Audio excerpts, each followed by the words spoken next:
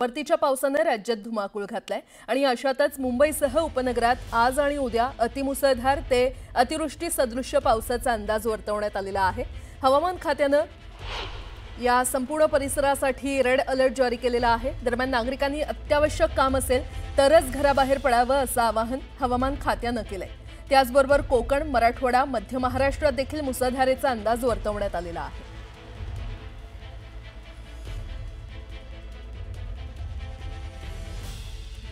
परतीच्या पावसाने विदर्भात धुमाकूळ घातलाय। अकोला आणि वाशिम जिल्ह्याला पावसाने झोडपून काढलंय। यवतमाळ जिल्ह्यातील 11 महसूल मंडळात अतिवृष्टी झाल्याने विविध मार्गावरील वाहतूक ठप्प झाली। नागपूरसह चंद्रपूर, गोंदिया, भंडारा, गडचिरोली, वर्धा या पूर्व विदर्भातील जिल्ह्यातही परतीच्या पावसाने थैमान घातलंय। यात हजारो हेक्टरवरील पिकांचं अतोनात नुकसान झालेलं आहे। तिकडे मराठवाड्यावर अतिवृष्टीचं संकट कायम असून हवामान खात्याने मराठवाड्यातील 8ही जिल्ह्यांना रेड अलर्ट जारी केलेला आहे। आज काही ठिकाणी मुसळधार ते अतिमुसळधार पावसाची शक्यता वर्तवण्यात आली आहे। गेल्या काही दिवसांपासून संपूर्ण मराठवाड्याला पावसाने झोडपलं असून मनुष्यहानीसह पशुधन देखील झालंय आणि पिकांचं प्रचंड नुकसान झालंय। या पार्श्वभूमीवर पुन्हा एकदा अतिवृष्टीचा इशारा देण्यात आल्याने चिंतेचं वातावरण आहे।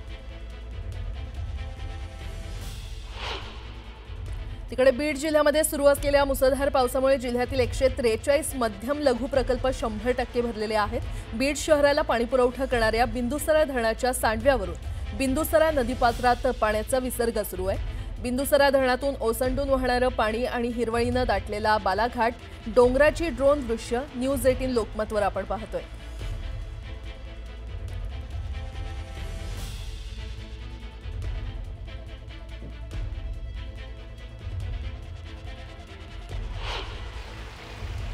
तिकडे छत्रपती संभाजीनगर जिल्ह्यातील सिल्लोडसह परिसरातील तालुक्यात रात्री मुसळधार पाऊस झालेला आहे।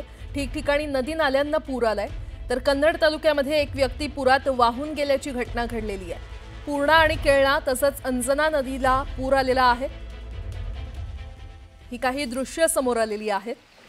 हवामान खात्याने वर्तवलेल्या अंदाजानुसार सिल्लोड शहरासह तालुक्यात काल दुपारपासूनच तसंच काही ठिकाणी रात्रीपासून मुसळधार पाऊस पडतोय। तालुक्यातील पूर्णा, केळणा, बहला आणि चरणा तसंच अंजना आणि इतर नद्या या मोठ्या प्रमाणात वाहत आहेत। परिणामी चारनेरवाडीमध्ये पावसाचं पाणी शिरलेलं आहे।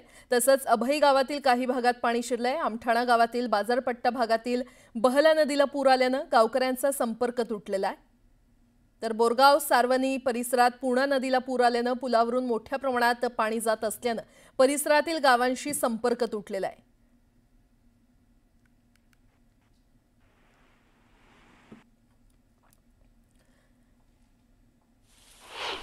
तिकडे साताऱ्याच्या कराडमधील शेतकऱ्यानं हंबरडा फोडला असल्याचं पाहायला मिळतंय। मुख्यमंत्री साहेब आमच्या 5वीलाच दुष्काळ पुजलेला, उन्हाळ्यात पिण्यासाठी पाणी नाही आणि आता पावसाळ्यात शेतात फक्त पाणीच पाणी असं म्हणत शेतकऱ्यांना मदतीची मागणी या शेतकऱ्यानं केलेली आहे।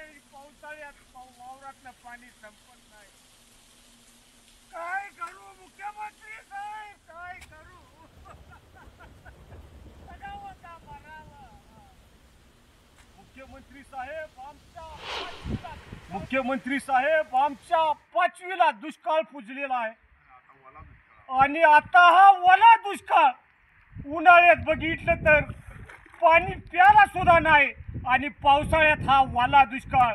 काय करायचं आम्ही? मुख्यमंत्री साहेब आमच्यावर जरा लक्ष दिलं पाहिजे, नाहीतर आम्ही उपाशी मरून जाऊ। मुख्यमंत्री साहेब, मुख्यमंत्री साहेब